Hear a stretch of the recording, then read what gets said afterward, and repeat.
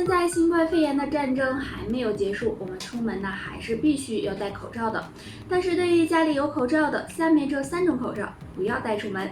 第一种，非常薄的口罩。那正常的外科医用口罩呢是3层的，中间有1层是可以过滤细菌和病毒的。但是呢，现在市面上有一些劣质的口罩，非常的薄，可能就1层或者是2层，这样的口罩呢是抵挡不了病毒的，建议大家不要戴。第二种，棉质的口罩。棉质的口罩虽然有保暖的作用，但是却阻挡不了病毒，而且棉质的还容易粘附细菌，所以大家也不要戴。第3种，自制的口罩。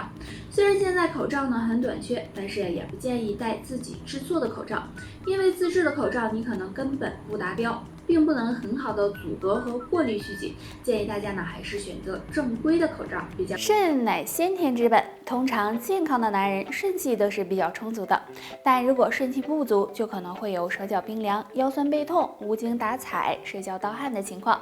那今天给大家分享一个动作，经常的做一做，肾气充足，身体健康。这个动作就是按摩腰部，我们可以盘坐在床上或者是垫子上，将2手对搓搓热之后，分别的将2手放在腰部两侧，然后上下的按摩腰部，这样摩擦直到腰部感觉发热为止。可以早晚做一次，每次3到5分钟。这个动作可以温补命门、健肾纳气，有很好的补足肾气的作用。那经常的做一做，腰也会越来越好。我们双脚分布很多内脏经络反射区，通过双脚我们是可以判断出肾脏的健康与否的。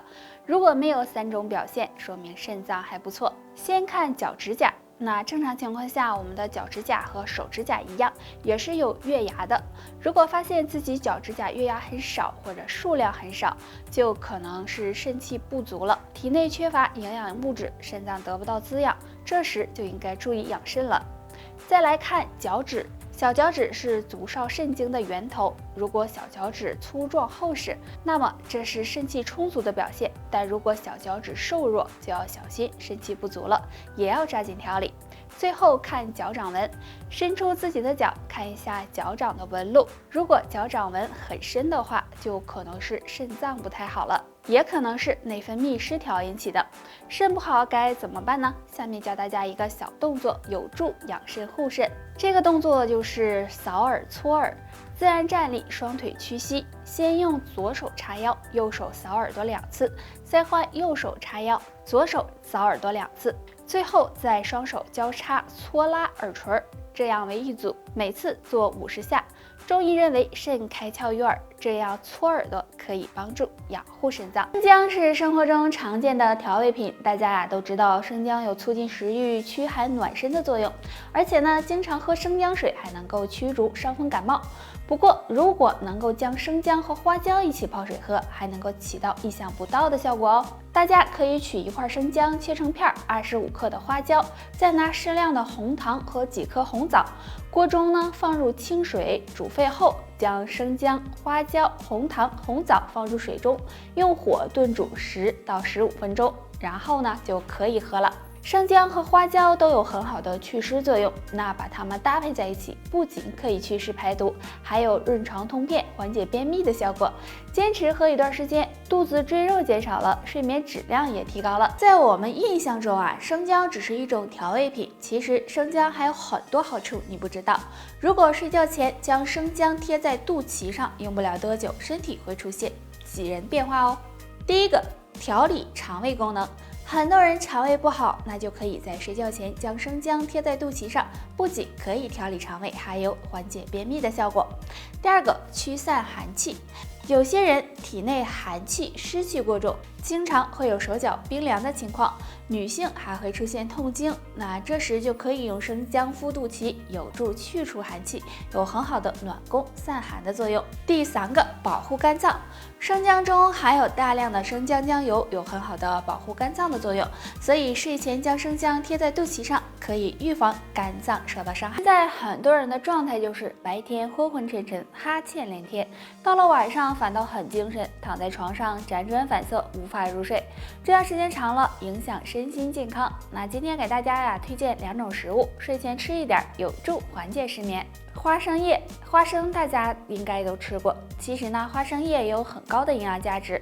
花生叶中含有一种类似睡眠肽的成分，有促进睡眠的作用。那睡前呀，用花生叶泡水喝，能够帮助缓解失眠。桂圆。桂圆是一种滋补的食物，有很好的补气养血的作用。但经常失眠的朋友，睡前呢用桂圆干泡水喝，有镇静安神的功效，能帮助提高睡眠质量，缓解失眠，让你安睡一整晚哦。俗话说，千寒易除，一湿难去。生活中很多人肥胖，感觉没精神，其实就可能是体内有湿气了。